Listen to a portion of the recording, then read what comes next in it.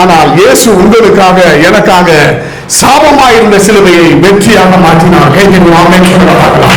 நல்லா கைத்தறி ஆமென் சொல்லுங்க பார்க்கலாம். Praise the Lord. ஹalleluya. அப்ப நான் எனக்குள்ளே நிறைய கேள்விகளை கேட்டேன். I am asking myself a lot of questions. இதே ஒவ்வொரு வருஷமும் இதே மாதிரி இதெல்லாம் தியானிக்கணுமா அப்படின்னு சொல்லிட்டு நான் யோசிக்கும் போது எனக்கு ஒரு வசனம் எனக்கு அதற்கு பதில் தந்தது. 1 கொரிந்தியர் 1ஆம் அதிகாரம் 18ஆம் வசனம் இப்படி சொல்லுது. வாசிக்க பார்க்கலாம்.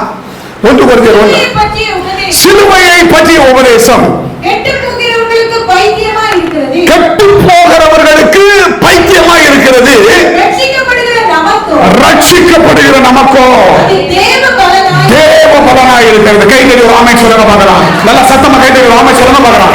சிலுவை பற்றிய உபதேசம் எதற்காக, எப்படி, இது எதற்காக இந்த குட் ஃப்ரைடேல எதற்காக நாம் இந்த வசனங்களை தியானிக்கிறோம், ஏன் சிலுவையை பற்றியே தியானிக்கிறோம் அது எனக்கு ஒரு கேள்வி வரணும். அதுக்கு பதில் தான் இது.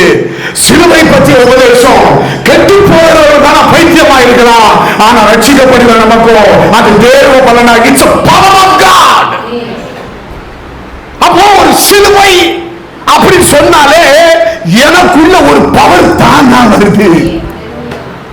விசுவாசிக்கிறீங்களா? சிலுவை சொன்னா I have a strength, it comes from heaven.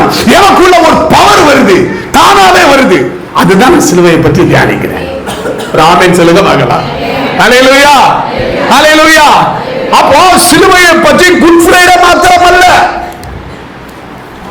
சிலுவையை பற்றி நல்ல வெள்ளிக்கிழமை மாத்திரமல்ல, சிலுவையை பற்றி இயேசுவை ஏற்றுக்கொண்டு வருவோம் அனுதினமும் தியானிக்க வேண்டும். ஏனென்றால் அது நமக்கு தேவனுடைய பலனா இருக்கிறது, தேவனுடைய பலனா இருக்கிறது. இதுதான் எனக்கு கிடைச்ச ஒரு மிகப்பெரிய ஒரு ஆன்சர். அப்போ இந்த சிலுவை சாதாரணமானது இல்லை, இது மிகப்பெரிய வல்லமை நிறைந்தது. எங்க வீட்டுல மதுராந்தகத்துல என் வீட்டுக்கு பக்கத்துல ஆர்சி சர்ச் இருக்கு. இங்க எப்படி என் வீட்டுக்கு லெப்ட் சைடுல நம்ம சர்ச் இருக்கும், அதே மாதிரி மதுராந்தகத்துல என் வீட்டுக்கு பக்கத்துல ஆர்சி சர்ச் இருக்குது. சோ அந்த சர்ச் என்னுடைய தெருவில் அந்த பக்கத்துல அந்த சர்ச்சில் உள்ள செக்ரட்டரி ஒரு வீடு இருக்குது.